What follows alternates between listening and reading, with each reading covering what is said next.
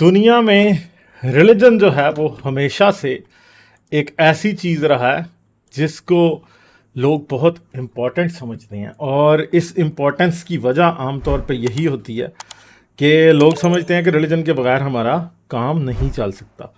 और रिलीजन जो है वो हिस्टोरिकली बड़ा इम्पोर्टेंट रहा है हमेशा से, और लोग जो हैं वो इसके थ्रू ऑर्गेनाइज रहे हैं। और पुराने ज़मानों में हमेशा ही इसकी एक, जिसको आप कहते हैं कि एक अजारादारी वो रही है, और रिलीजन की वजह से सारा जो सिलसिला पुराने ज़मानों में कंट्रोल किया जाता था। अच्छा जी, तो रिलीजन की वजह से सारा कुछ कंट्रोल किया जाता था। कैथोलिक चर्च जो है वो बहुत इंपॉर्टेंट रहा है, बड़ा ताकतवर रहा है। इस्लामी खिलाफत जो है वो बड़ी ताकतवर रही है, और हमेशा से इन्होंने ही जो है वो क्या किया है, दुनिया को कंट्रोल किया। दुनिया में अगर आप देखें तो कैथोलिक चर्च आज भी तकरीबन 1.5 अरब लोगों को, जो 1.5 अरब से ज़्यादा कैथोलिक्स हैं दुनिया में, उनको कंट्रोल करता है, उनके साथ चलता है, उनको हर तरह से कंट्रोल करता है। इस्लाम में अब एक सेंट्रल फिगर तो नहीं रही, मगर इस्लाम भी बहुत से लोगों की सोच को कंट्रोल करता है और उसके थ्रू चलता है। यहूदी आप देखें, यहूदियत के अंदर मज़हब ने एक ऐसा रोल प्ले किया सारी हिस्ट्री के अंदर कि उस मज़हबी शनाख्त की वजह से उन लोगों ने इतनी तकलीफ़ उठाई और इतनी उनके साथ डिस्क्रिमिनेशन हुई। और ये सिर्फ ये नहीं है कि यहूदियों के साथ जो डिस्क्रिमिनेशन होती थी वो लोग जो थे वो बहुत ईवल थे। यहूदी खुद भी कुछ मज़हब इस तरह का था कि ये दूसरी कौमों के साथ मिक्स नहीं होते थे। ओल्ड टेस्टमेंट में आपको इतने ज़बरदस्त तरीके से इसकी मिसालें मिलेंगी कि हमेशा ये भी दूसरी कौमों से नफरत करते थे। होते ये कमज़ोर थे, दूसरी कौमों से नफरत करते थे, उनके साथ खाना पीना पसंद नहीं करते थे, शादी ब्याह नहीं पसंद करते थे, उनके खुदाओं के बुत ये भी तोड़ते रहे हमेशा, और उनके खुदाओं को बुरा भी समझते थे। किसी हुकूमत में, किसी मुल्क में ये रहते थे तो हमेशा ये अलहदा साइड पर रहते थे, अलहदा तरीका का खाते थे, अलहदा तरीके के लिबास पहनते थे, और दूसरे लोगों को बुरा समझते थे।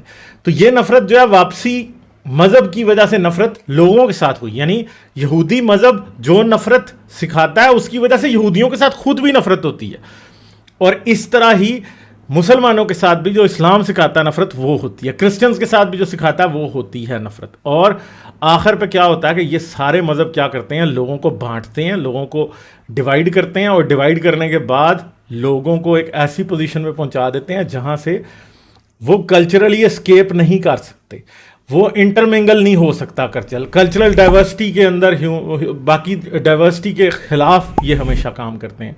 तो जब ये इस तरह के काम करते हैं, ये इस तरह की सोच रखते हैं, तो उसका रिजल्ट क्या निकलता है, एंड पे नफ़रत बढ़ती है।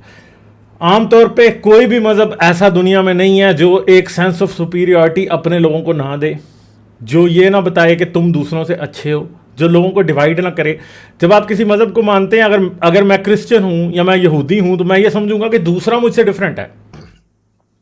और ये सेंस ऑफ एक आइडेंटिटी जो मज़हब आपको देता है, वो एक ऐसा सेंस ऑफ आइडेंटिटी होता है जो कि लोगों को लोगों से नफरत करना सिखाता है, जो लोगों को लोगों के साथ सही तरह अटैच नहीं होने देता। तो हमेशा रंग, नस्ल, मज़हब ये लोगों को लोगों से अटैच नहीं होने देते। कि जैसे अगर मैं एक मज़हब से ताल्लुक़ रखता हूं तो दूसरा शख्स दूसरे मज़हब से ताल्लुक़ रखता है, तो मैं हमेशा उसको एक ऐसी नज़र से देखूंगा कि चाहे वो मेरा बहुत अच्छा दोस्त भी हो, फिर भी एक गैप होगा दरमियान में, एक गैप हमेशा रहेगा। और वो गैप एक सूरत में ख़त्म हो सकता है कि जी वो कन्वर्जन हो जाए, मगर बहुत से रिलीजन ऐसे भी हैं जिनमें हिंदुइज्म सर फहरिस्त है कि आप कन्वर्जन कर भी लें तो वो गैप फिर भी ख़त्म नहीं होता, क्योंकि वहाँ पर फिर कास्ट की और बात आ जाती है। और यहूदियों में भी कुछ ऐसा ही है कि आप अगर यहूदी कन्वर्ट भी हो जाएं तो आप नस्ली यहूदी नहीं बन सकते, क्योंकि यहूदियत का मज़हब ऐसा है जिसमें नस्ल भी ज़रूरी है और मज़हब भी ज़रूरी है। तो आपको वो अश्कनाजी जू नहीं बना देंगे, वो आप एक कन्वर्टेड जू होंगे, हाँ वो आपको रिस्पेक्ट देंगे, मगर फिर भी वो अपने आप को आपसे सुपीरियर ही समझेंगे। क्रिश्चियनिटी की बात है, क्रिश्चियनिटी असल में दुनिया का वो पहला रिलीजन था जो वाकई ट्रू कन्वर्जन में बिलीव करता था। ये कन्वर्ट लोगों को करते हैं, ये लोगों को अपने रैंक्स में भी ऊपर जाने देते हैं। मगर क्रिश्चियनिटी की जो हिस्ट्री है वो भी किसी से ढकी छुपी नहीं है। जितना खून क्रिश्चियंस ने दुनिया में बहाया, आई थिंक कि उतना किसी दुनिया के रिलीजन ने दुनिया में खून नहीं बहाया। तो ये जो सारी चीज़ें हैं ये बड़ी ख़तरनाक और बड़ी ही मुश्किल सिचुएशन है, जिसके अंदर हमेशा तब्दीली भी आती रहती है, जिसके अंदर उतार चढ़ाव आते रहते हैं, जिसके अंदर प्रॉब्लम्स ख़त्म नहीं होते और लोग हमेशा आपस में लड़ते रहते हैं। फिर सिर्फ ये भी नहीं है कि रिलीजन रिलीजन जो है उसकी सबसे लीथल फॉर्म कहां पे आती है, जब उसके अंदर सेक्टेरियन वायलेंस शुरू होता है। सेक्टेरियन वायलेंस क्या है भाई? शिया सुन्नी आपस में लड़ पड़े। अब शिया सुन्नियों की लड़ाई अगर आप देखें, दुनिया में जो सबसे बड़ी शिया सुन्नियों की लड़ाई थी वो ईरान इराक वॉर थी, जिसके अंदर 2-3 मिलियन से ज़्यादा लोग मरे थे। ठीक है, पाकिस्तान में भी सेक्टेरियन वायलेंस को कम नहीं रहा। फिर दूसरी बात यह है कि पाकिस्तान में अगर आप सेक्टेरियन वायलेंस की सबसे बुरी शक्ल देखना चाहते हैं तो वह अहमदीज़ के बारे में है। अहमदीज़ के बारे में इतनी सख्त किस्म का सेक्टेरियन वायलेंस है कि भाई आप उनको बख्शने को तैयार नहीं है, आप उनकी मस्जिद कायम नहीं रहने देते, आप उनको नमाज नहीं पढ़ने देते, वो अपने आप को मुसलमान नहीं कह सकते, और अहमदी की जान लेना कोई मुश्किल काम नहीं है। पाकिस्तान में क्रिश्चियंस के साथ क्या होता है, ये भी मज़हब की बुनियाद पे है। हिंदुस्तान में मुसलमानों के साथ क्या होता है, वो भी मज़हब की बुनियाद पे है। ठीक है, तो दुनिया के किसी भी खित्ते में चले जाएं आप, मज़हब के नाम पे नफरत मौजूद रहेगी। अगर आप अमेरिका के एवेंजलिस्ट क्रिश्चियन, एवेंजेलिकल क्रिश्चियन देख लें तो जितनी जहालत उनमें पाई जाती है, anti vaxxers, anti women rights, anti LGBTQ rights, anti democracy भी, इवन के वो डेमोक्रेसी भी वो हैं, और बहुत से लेवल्स पे वो दुनिया के अंदर जहालत फैलाने का और जहालत की फंडिंग करने का काम एक अरब करते हैं दुनिया में, और दूसरा अमरीकी एवेंजेलिकल क्रिश्चियंस करते हैं।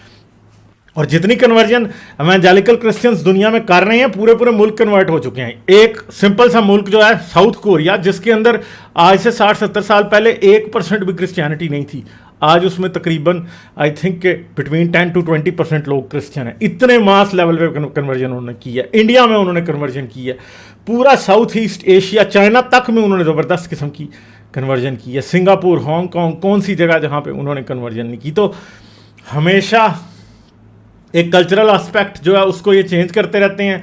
सोसाइटीज़ के अंदर जब आप लोगों को कन्वर्ट करते रहते हैं तो चीज़ें चेंज होती हैं, फिर प्रॉब्लम्स क्रिएट होते हैं। हाँ, मगर जाहिर बात है हम इस बात में भी बिलीव करते हैं कि कोई भी शख्स अपना मज़हब जब वो चाहे बदल सकता है, मगर क्वेश्चन एंड पे फिर ये रहता है कि हमेशा जब मिक्स में कोई नया रिलीजन आता है तो पुराने रिलीजन जो है वो रिटेलिएट करते हैं, क्योंकि एक सेकुलर इंसान ये ज़रूर मानता है कि हर इंसान को अपनी मर्जी का मज़हब इख्तियार करने की इजाज़त है। मगर ये याद रखिएगा, चाहे क्रिश्चियन हो, चाहे यहूदी हो, चाहे हिंदू हो, चाहे मुसलमान हो, चाहे कोई भी हो, चाहे सिख हो, चाहे बुद्धिस्ट हो, पारसी हो, जो भी हो, उसको ये बात, वो इस राइट को नहीं मानता कि कोई भी शख्स अपनी मर्जी से अपना रिलीजन बदल सकता है। वो ये समझते हैं कि जिसने अपना रिलीजन बदला वो यहाँ तो जाएगा किधर, जहन्नम में जाएगा, या फिर मरने के काबिल भी वो उसको समझते हैं। क्रिश्चियंस भी हेरेटिक्स को मारते रहे हैं, यहूदी हेरेटिक्स को मारते रहे हैं, मुसलमानों में आज भी मुर्तद की सज़ा मौजूद है। हिंदू जो हैं वो भी लोगों के साथ बुरा सलूक करते रहे हैं जो कन्वर्ट हुए हैं, और हिंदू किसी को कन्वर्ट अपने अंदर भी कर लें तो तब भी प्रॉब्लम अपनी जगह ही रहता है। फिर हर रिलीजन का ये प्रॉब्लम दुनिया में रहा है। तो कैसे इन चीज़ों को आप कंट्रोल कर सकते हैं, उसका एक ही हल है कि दुनिया से रिलीजन का खात्मा जो है वो अगर हो जाए तो वो अच्छी बात है, और कितनी जल्दी होता है वो भी अच्छी बात है। मगर हम ये नहीं समझते कि आपको चाइना की तरह बंदूक उठा लें और लोगों को ज़बरदस्ती गन पॉइंट पे यूगर्स की डीकन्वर्जन शुरू कर दें, ऐसा नहीं। हम ये समझते हैं कि लोगों को कन्विंस करें साइंस के ज़रिए, लॉजिक के ज़रिए, उनको समझाएं एजुकेशन के ज़रिए, और वो खुद वॉलंटरली अगर अपना रिलीजन छोड़ते हैं तो अच्छी बात है। और दूसरी बात ये याद रखें कि आज से 2000 साल पहले जो दुनिया में रिलीजन्स एग्जिस्ट करते थे वो आज एग्जिस्ट नहीं करते। और ये याद रखना, जो आज एग्जिस्ट करते हैं ये भी आज से 500 साल बाद, 200 साल बाद, 300 साल बाद एग्जिस्ट नहीं करेंगे। क्यों? क्योंकि आज तो साइंस एंड टेक्नोलॉजी का दौर है। पहले जब लोग एक रिलीजन छोड़ते थे तो दूसरे में जाते थे, अब एक रिलीजन छोड़ के दूसरे में नहीं जाते। अब लोग रिलीजन छोड़ के और एक इंसान बन जाते हैं, एक secular human being, scientific temperament वाला ह्यूमन बीइंग। तो ये एक बहुत बड़ी जो है इंसान की हिस्ट्री में ऐसा कभी नहीं हुआ कि लोग जो है वो साइंटिफिक टेम्परामेंट रखने लगें, और लोग मज़हब को जब छोड़ें तो फिर वो मज़हब की बेस पे सोचना ही छोड़ दें, किसी खुदा के बारे में सोचना ही छोड़ दें। तो वो बहुत बेहतर बात है। तो आसिम भाई, आज के टॉपिक के बारे में आपका क्या ख्याल है? क्या टॉपिक है? मैंने थोड़ा सा सुना था। क्या रिलीजन ज़रूरी है इंसानों के लिए या गैर ज़रूरी चीज़ है?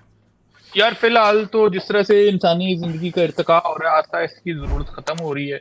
आप स्कैंडिनेविया में देख लें कि उनको बुनियादी चीजें जो है वो बड़ी आसानी दस्तयाब हैं, तो इस वजह से वो खुद ही रिलीजन से परे हट रहे हैं। लेकिन किसी को फोर्सफुली रिलीजन से दूर करना इज नॉट वो कुछ ठीक तरीक़ेकार नहीं है, क्योंकि इससे वो लोग फिर दूसरी माशरती बुराइयों के शिकार हो जाएंगे, मायूसी का शिकार हो जाएंगे। जैसे मैंने पहले भी कई दफा कहा है कि वो जो मार्क्स वाला है ना, religion is opium for message, उसको एक तो लोग, मेरा ख्याल है कि गलत इंटरप्रेट करते हैं। उसका मतलब ये है कि वो ओपियम की जरूरत उस वक्त तक है जब तक कि उस शख्स को दर्द है। अगर वो दर्द खत्म हो जाएगी तो फिर आपको ओपीएम की जरूरत नहीं रहेगी, लेकिन वो दर्द की मौजूदगी में अगर आप उससे ओपीएम ले लेंगे तो आप उसे जो है वो तकलीफ का निशाना बनाएंगे ना। तो तो उसको इस यानी तरह से आप देखने की समझते हैं कि जरूरत है। आज के ज़माने में रिलीजन की फ़िलहाल ज़रूरत है, इन लोगों को एकदम ऐसी रिलीजन से। सोसाइटीज में जहाँ पे लोगों के पास जस्टिस नहीं है, जहाँ पे लोगों को basic facilities of basic rights, उनके हेल्थ के, एजुकेशन के, फूड के, शेल्टर के, ऐसे वैसे नहीं है, वहां पे आप उनसे अगर उनका मजहब भी छीन लेंगे तो वो फिर आपके बाकी चीजों पे उठाएंगे, वो वहां पे सिविल वॉर की सूरत हाल हो जाएगी। तो जब आप लोगों को ये सारी चीजें प्रोवाइड करने शुरू कर देंगे तो उसके बाद मेरा ख्याल है मजहब की जरूरत ऑटोमेटिकली खत्म हो जाएगी। यानी मसला क्या कि ज़बरदस्ती किसी से रिलीजन नहीं छुड़वाया जा सकता, एजुकेशन के थ्रू अगर लोग और मानते छुड़वाना हैं भी नहीं बात। चाहिए, क्योंकि आप छुड़वाएंगे हाँ। तो आप उनसे एक जो प्लेसिबो इफेक्ट उनके ऊपर है वो आप उससे भी उनकी जान छुड़वा देंगे, तो वो अपनी तकलीफ में ज्यादा सफर करेंगे ना। मगर अगर वैसे दुनिया में आज मज़हब का अमल दखल ख़त्म हो जाए तो वो फ़ायदा होगा या नुकसान होगा? उसका तो फायदा ही होगा। अब तो अमल दखल जो है वो कुछ जगहों पे जो है वो उस तरह से रह गया है कि वो हार्डकोर रिजिड जो है वो उस तरह से यकीन रखते हैं, लेकिन आप देखें कि कोई कितने से कितना बड़ा रिलीजियस भी क्यों ना हो, वो जब बीमार होते हैं तो डॉक्टर के पास ही जाता है, वो जाके खाली दुआओं पे नहीं बैठे रहते, उसे दवा की जरूरत भी पड़ती है। अगर इनका इतना ज्यादा एतकाद है अपने अपने खुदाओं पे, या अपने अपने जो भी इनको जिनको ये पूजते हैं या मानते हैं, तो आप उनके साथ बैठे रहे ना। आप कैंसर के अस्पतालों में या फिर वैक्सीनेशन करवाने या दूसरी चीजें करवाने क्यों चले जाते हैं? आप बैठ के दुआ मांगे, आप फेसबुक पे डाल देंगे, अगर 1 मिलियन लाइक हो जाएंगे तो जीसस इस बंदे को क्योर कर देगा। करवाएं ना उसे फिर। कौन कराएगा? चलें, सही है, चलें फिर कॉलर लें। जी जी। तो ये बात है चलें। कि ये लोग जो है वो मतलब लाशऊरी तौर पे मजहब को रिजेक्ट कर चुके हैं, लेकिन वो शऊरी तौर पे उसको एक्सेप्ट करने से कतराते हैं, डरते हैं। उसमें आपके डिफरेंट जो है ना पैरामीटर्स आ जाते हैं, डिफरेंट वेरिएबल्स आ जाते हैं। सोशल का आ जाएगा, यार मैं अगर रिलीजन छोड़ दूंगा सोसाइटी क्या करेगी, मेरे घर वाले क्या करेंगे, औलाद मेरे साथ क्या करेगी, मेरा मुल्क मेरे साथ क्या करेगा, मेरा आइन जो है वो मुझे किस किस्म के राइट्स देगा। तो देर आर डिफरेंट वेरिएबल जिसकी वजह से लोग वैसे भी जो है वो थोड़ा सा इस बारे में सोचते भी नहीं है। लाइक, शेयर और सब्सक्राइब करना मत भूलें। इसके साथ साथ आप मेरे चैनल को पेट्रियन पर सपोर्ट कर सकते हैं। पेट्रियन का लिंक वीडियो की डिस्क्रिप्शन में है।